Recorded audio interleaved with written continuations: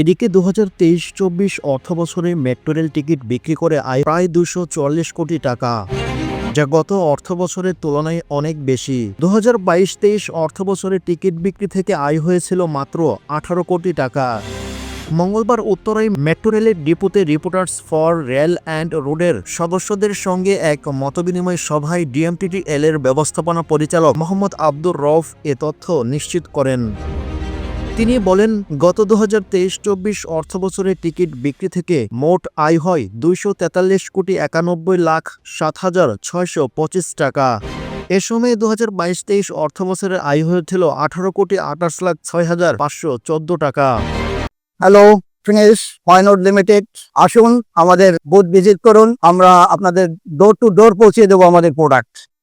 এ সময় মোহাম্মদ আব্দুর রউফ আরও বলেন, প্রথমে পরীক্ষামূলকভাবে মেট্রো রেল চলতে শুরু করে তখন ফ্রিকোয়েন্সি ছিল কম এবং শুধুমাত্র আগারগাঁও পর্যন্তই চলত। তবে বর্তমানে মেট্রো রেলের ট্রেন সংখ্যা বৃদ্ধি পাওয়ায় 200 হয়েছে, যা ছিল আগে 10টি।